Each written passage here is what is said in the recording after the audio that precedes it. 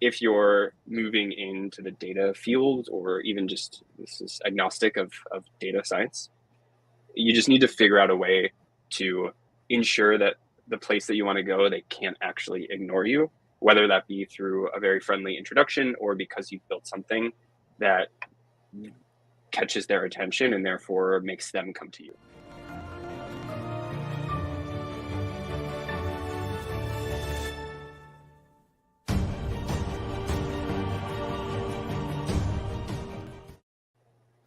Hey nerds, Monica here. Welcome to the Data Podcast for Nerds, where we talk to amazing professionals and ask them all about how they use data to solve the world's problems. And we're highlighting different data careers that are available out there that you might not consider to be data careers. And we always have fun bits because we're all nerds here and we love to have fun. With us today, we have Daniel Parris. How are you today, Daniel? I am good. Good. Glad to have you on the show. Thank you so much for coming. Yeah, of course. It's good to be here. Awesome. We typically start our episodes by understanding people's origin stories. So could you please share a background about yourself and how you got to where you are today in your career?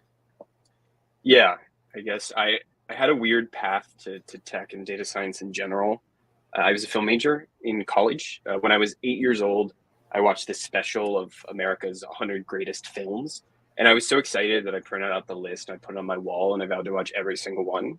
And by the time I was like 14 or something, I think I'd watched 80 or 90 of them.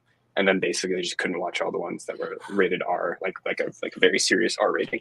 Mm-hmm. And from there, I really thought, as an 8-year-old, that I was going to be a filmmaker or director or writer or whatever.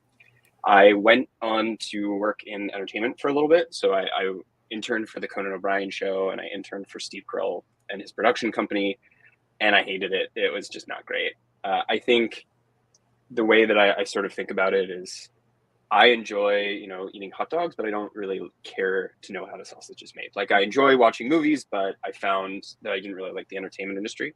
And I ultimately found that when your first, 5, even 10 years of entertainment, you kind of have to turn your brain off a lot of the time. Like the best job that you can get in entertainment, especially early entry level, is being an executive assistant. So that's like being on someone's desk, and that's not a terrible job by any means, but I was actually finding that I was fighting other interns for the right to get people coffee. And it was this very bizarre sort of Darwinistic situation where we were fighting to do some of the gruntiest grunt work, and I was actually losing out on those fights. And so I felt that I had studied and worked hard, and I had, gone to college, and I was excited to get into the working world. And as soon as I understood the realities of what the next maybe 10 years was going to look like, I decided to pivot. My then girlfriend, now wife, was moving to San Francisco. And so I decided to follow her there. I just sort of started telling people I'm going to San Francisco, and people started saying, what are you going to do? And I had no idea. So I immediately landed a job in sales at a small tech company. I didn't really know anything about sales. I was quite bad at sales. Still, I think I am quite bad at sales. And I think I actually sold 0 widgets of whatever the company was selling. And so I think eventually they decided they wanted to repurpose me. So they told me that they wanted me to basically skill up on data skills. So I went to night school to learn Excel and SQL, and I found that I actually really liked it. So I started furthering my own education, learning machine learning, data science concepts, Python, et cetera, et cetera. I would just buy textbooks and just sit down and read them, just like stats textbooks. I really just wanted to learn as much as possible. I found it very crucial, especially at that moment in time, to get hard skills to sort of lay a foundation for the rest of my career. I then moved to DoorDash. I ended up joining DoorDash in about 2016. And when I joined, it was about 150 people. And I ended up staying there for about 6 years. And when I left, I think it was in the 10 to 12,000 range. So I ended up basically experiencing, 15 to 18 different companies at once. And I started off on the ops side for DoorDash. And then within a year, moved over to the data science side. And I really liked data science. I worked on DoorDash's merchant analytics team, the Dasher analytics team. And after about 6 years, I lived a lot of life. It felt like a month at DoorDash was a year at another company, especially when it was going through hypergrowth, and the early pandemic was pretty bonkers. And so I left, and a lot of my other friends were leaving at the time too. And I took time off. And then since then, I've been consulting. So I actually consult for DoorDash. They're one of my clients. And then I have a few newsletters, which I guess we'll jump into later. I enjoy writing about movies and film through a data-driven lens, and then I enjoy talking to other data professionals just like this. So that was a very long tell me about yourself, but hopefully hopefully people learn something from this. No, that's perfect. It's an origin story. I need details and all of that.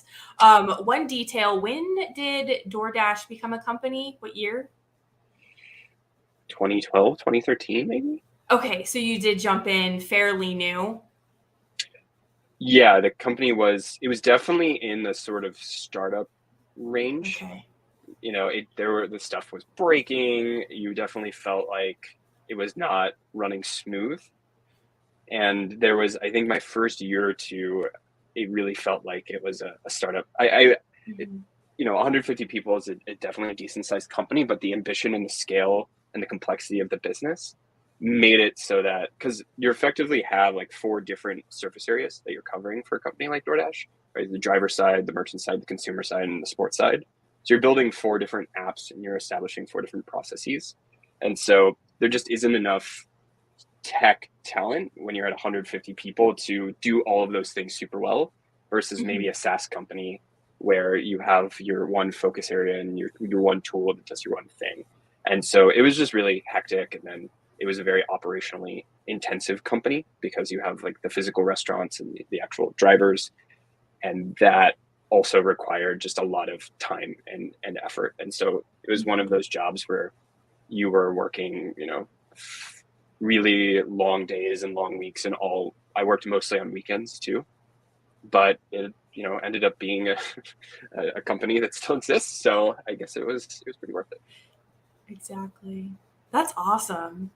You mentioned you're currently consulting for DoorDash. So what are your kind of responsibilities in that, and how is that different from working within DoorDash? Yeah, so I guess with DoorDash specifically, and I consult with a few other clients, I'll say my relationship and my consulting position with DoorDash is a little atypical because I am effectively plugging in, and people who I'm working with have familiarity with me, both my stakeholders and the data science team. So there's actually like one of the bigger issues I've had with going to contract at my old company is that a lot of people just assume that I'm like back full time and they treat me as such.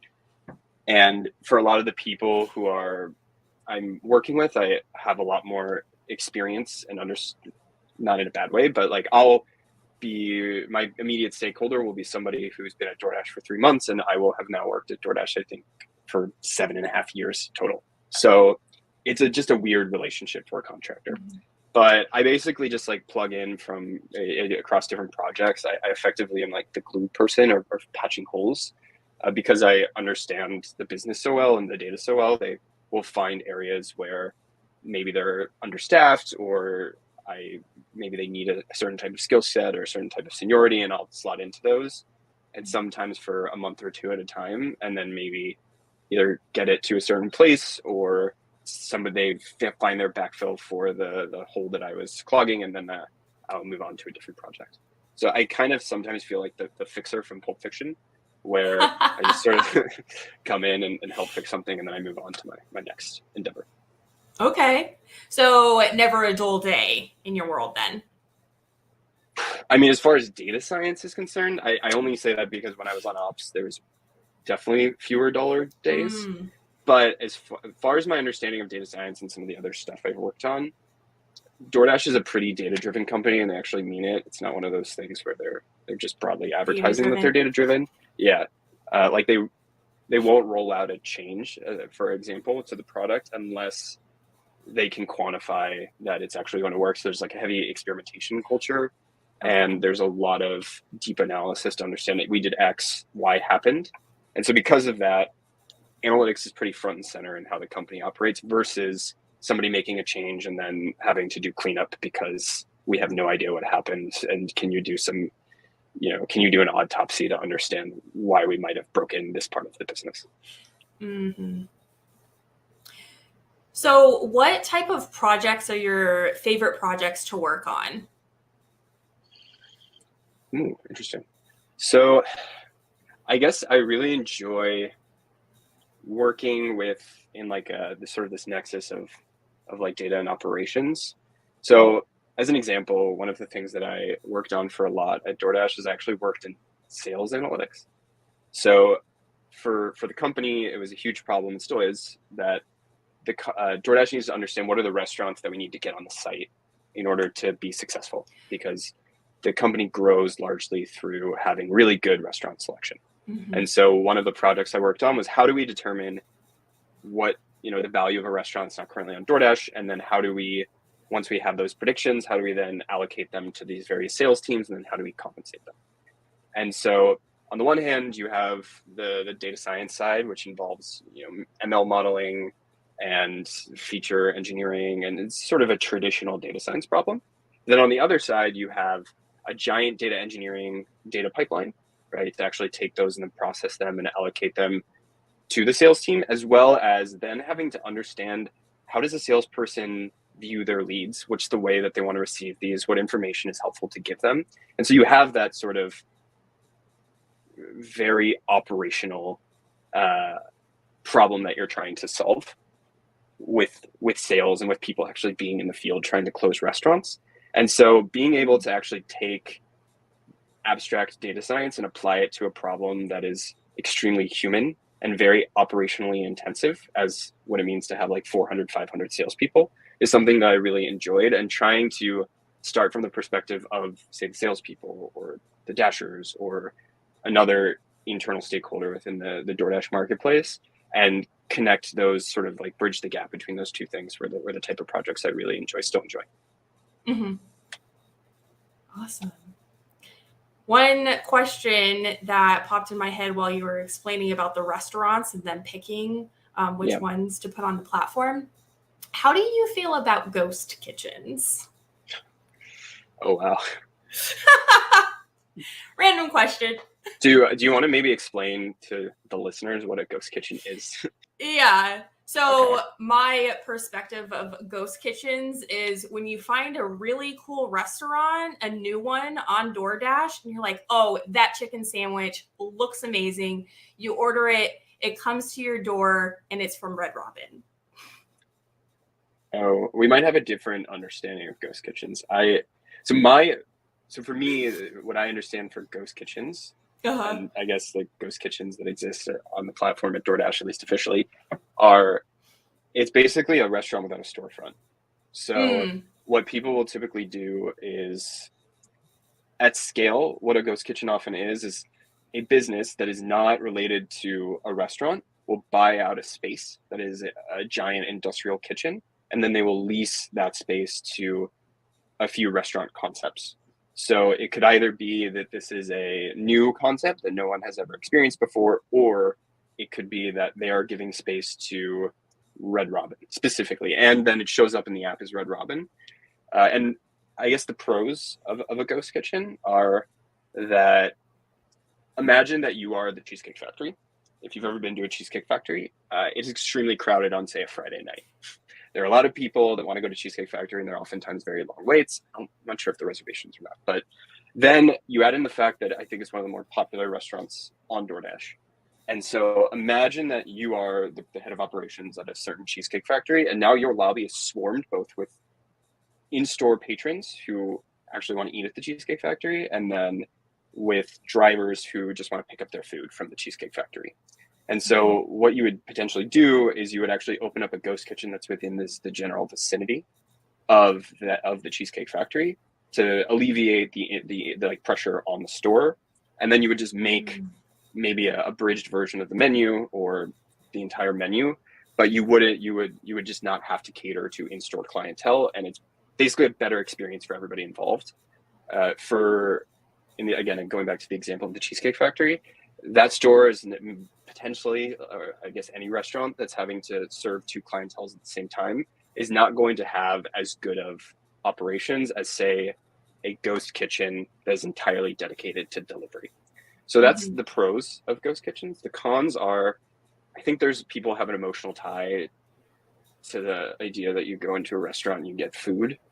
And there's something that I think people feel a little weird about, that there might be a world where we don't leave our houses and there are no restaurants and it's just ghost kitchens. So I also think separately, I'm not sure. I don't really fully intimately know the economic model, but I think it's actually quite difficult to run a ghost kitchens without a super established brand. I would think that would be the case. Yes. The biggest one that comes to mind is Mr. Beast Burger. Yeah, I believe the Mr. Beast Burger. Well, I've seen some headlines. This is based on my seeing some push notifications and not reading the stories, but I think Mr. Beast outsourced his burger brand to some sort of food group, and then they cooked it within a ghost kitchen, and the quality of the food that they created is not good. So I actually think that's less a reflection of ghost kitchens so much as a bad partnership for Mr. Beast. He's good at making content though, so he is. Yeah. All right, so that was random questions. Sure. I think we should go into our official fun bits at this moment. You mentioned that you have a background in movies and a big love for movies. And you have a whole stat significant article base where you do a statistical analysis on different types of movies and concepts around movies. Yes. So after I had left, basically once I had left DoorDash, I guess full time, and I was unemployed, I started thinking, okay, when you go out on your own and you're doing consulting, you need to figure out a way to stand out. And so I was like, how am I going to stand out? You know, nobody's going to message me and say, hey, you haven't posted on LinkedIn or done anything meaningful socially in a while, but we know you're brilliant. Will you come work for us? So I also, in general, too, because I grew up making movies and writing things, I missed that sort of creative outlet. And so I sat down and was like, well, what if I just started writing essays where I take a certain hypothesis around pop culture and then I try to examine it in a data-driven way. So some examples of posts that I've written are, why does everybody hate Nickelback? And trying to find actual data on why people hate Nickelback. And it's actually so obviously there's, maybe the fact that people don't like their music, but it actually goes beyond that. There's some really weird stuff that happened to them that formalized the memification of people hating Nickelback. I don't know if we want to sidebar on that, but I do. Okay. Yeah. So there's a few things, one of which is, this is so complicated, but Comedy Central had this new show that they were advertising, and I don't even remember what it was called, but it was where a bunch of comedians would sit around and just talk about pop culture and make jokes. And this one guy made a joke where he said, Nickelback's music is bad. So probably way funnier than whatever I just said. Then Comedy Central took that clip of the guy saying Nickelback was bad and then played the advertisement for a year. And so over and over again, it just kept airing where a guy would say Nickelback is bad, Nickelback is bad, Nickelback is bad. So one of the things I looked at in the article was, if you make some assumptions around how long the advertisement was played, and then I forget what the other assumptions were, but how many times did people who watch Comedy Central see this advertisement where it was just drilled into their brain that Nickelback is a bad band and a band that people shouldn't like? So that was one example. Another example is that they got booed off the stage at the Thanksgiving NFL halftime show, and then that went viral. And so because of that, and there was a petition that somebody made before the game to not have them play the halftime show, and because of that petition then went viral, and then it caused the fans to all come together and then boo them when they came on the stage. So in addition to the fact that maybe people take issue with their music, then there's also just, I think, other things that have made it go from minor dislike of a pop culture or minor dislike of a band's music to sort of this pop cultural phenomenon in this meme. So I guess going back to stat significant, that was one thing I looked at, and ended up finding a lot on that. Another thing was how has music changed since the 1950s? So looking at Spotify data and looking at the Billboard Top 100 hits and seeing over time how is just the type of music changed. So music's gotten sadder over time, and music's also gotten shorter. And then there's a few other things, and that was pretty fun. And then I looked at the career of Nicolas Cage, I think is another one. Because he's had such a bizarre career. I mean, the beginning of his career, he's doing action movies, and he's this big buff guy. Then he became a very serious dramatic actor. He wins an Oscar. Then he has a series of really terrible hits. He gets into financial trouble because he bought like a T-Rex skull and a castle and a few other things. He goes deeply into debt, declares personal bankruptcy, and then has to take an absurd number of movie jobs in order to pay his way out of debt. But this coincides with the fact that his bankability or his star power in Hollywood has faded. So I forget what it is, but in a span of 5 to 10 years, he stars in tens of movies that are all direct to video. And he does it agnostic of quality just to get himself out of bankruptcy. So it's just looking at these bizarre data trends and then connecting it to this very eccentric actor that I personally love, and I appreciate his uniqueness. But it's from a data perspective, you can see there's very clear chapters of where Nicolas Cage is. Absolutely. Does that have anything to do with that? I don't know if it's his most recent movie, but the movie where he played himself was like the story of himself or something like that. Yeah. So one of the things I looked at in this article is that he has a resurgence in his career as this meme of him, as he starts to become increasingly memed on the internet, which is that there's this movie that he did in like the 80s or 90s where he makes this really weird face. I forget what the original meme was, but it started with that. And then you can see over time, if you look at Google Trends data, people searching for Nicolas Cage memes start to grow and grow and grow. And it grows too as he starts doing somewhat bad movies. There's a movie called The Wicker Man, where he gets stung by a bunch of bees, and he sort of screams like, "Oh, the bees!" Yeah, exactly. And so, but you sort of see this, and because of that, there's this generation of people who have been on the internet that actually have this really unique relationship and appreciation for Nicolas Cage. And so what you saw with the movie where Nicolas Cage plays himself is this sort of culmination of his memification, where he plays a meme of himself in a movie. So if that's some very deep geeking out from a cinema data lens, but you could sort of see, if you look at Google searches, this sort of meme searches increasing over time, and then it shoots up to as he finally becomes like the fully self-actualized version of a meme. Wow. I love that. Yeah. So anyway, it's been a really fun blog to write, and I think some folks have reached out for consulting work based on that, and it's been growing pretty nicely. I think now I'm at 3,200 subscribers, which for a newsletter without a very clear purpose, I'm pretty proud of. It's not something where I say, "Hey, I'm going to teach you data science."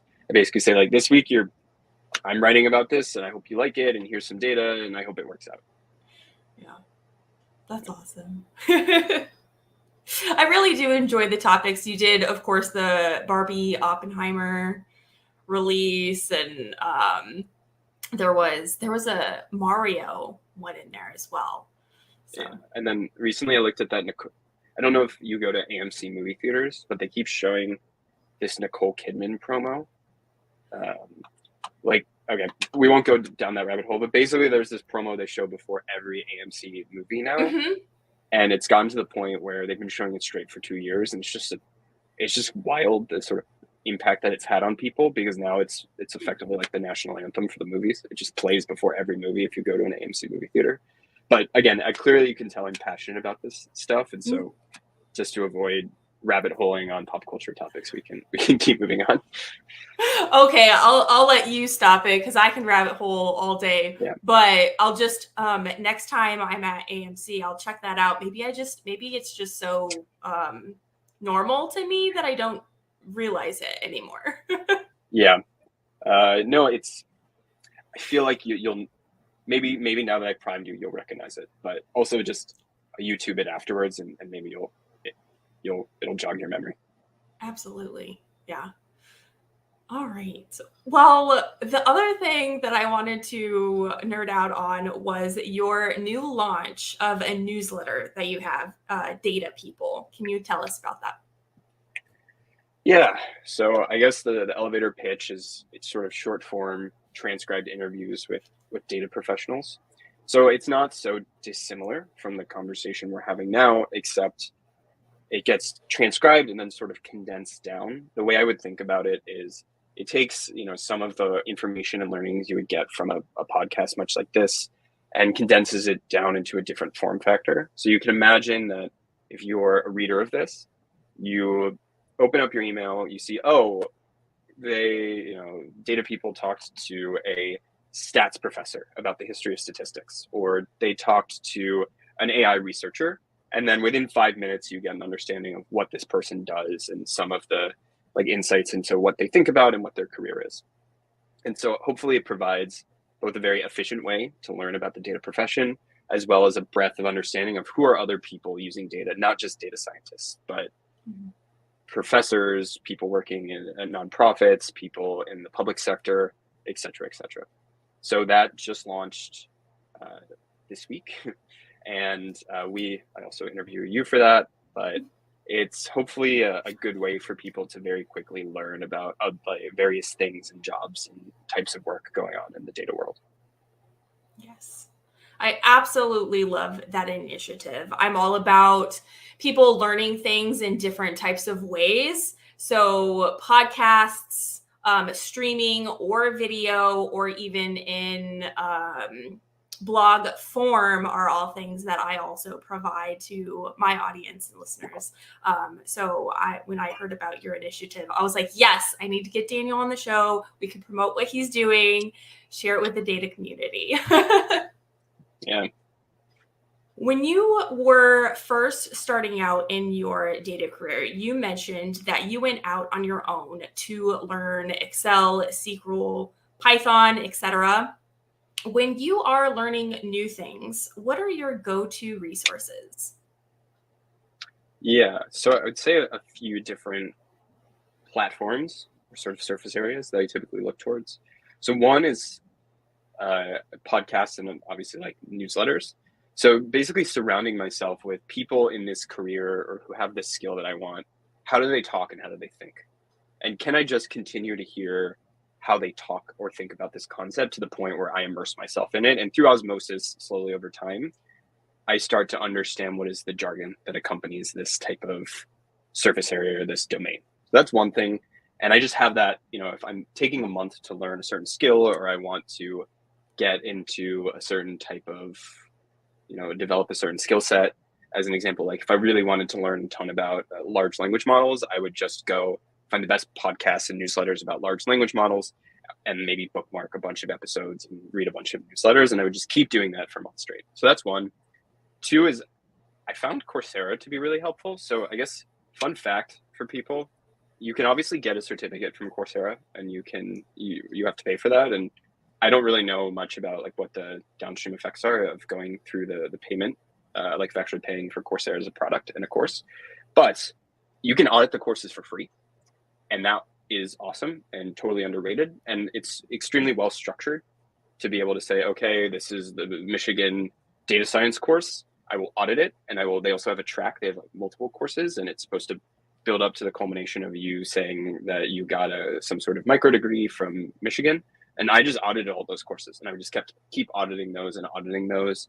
And I watched them on 1.5x just to go through them pretty quickly. And so that was one way that was really helpful. I think another thing too, and this is, again, a lot of these are not particularly novel insights, but you need to have something that you're working on to apply your learnings to. There's actually a lot of things that I would like to learn right now. So as example, going back to large language models, I would like to learn more about large language models. But I have no way to apply that skill right now. And I'm not saying that you shouldn't learn if you don't have an immediate way or practical way to apply that skill set. But at the same time, I don't want to just listen to a bunch of people talk and then forget that information pretty quickly. I need a way to take that knowledge and then put it into practice so that I can understand how I actually do the thing and connect the abstract to some sort of practical application. So those are the three things I would say that I typically focus on, and is my routine or agenda when I want to learn a new skill. Are there any other final words of encouragement or recommendations that you have for the listeners? I would say one thing that I found that has benefited me a lot and will benefit anybody a lot is you need to figure out a way to like go out in the world and talk to people. And I'm not saying that people who are watching this aren't talking to people, but all of the jobs that I've gotten, and actually all the consulting clients I've gotten, is because I've been propelled into a conversation with that person.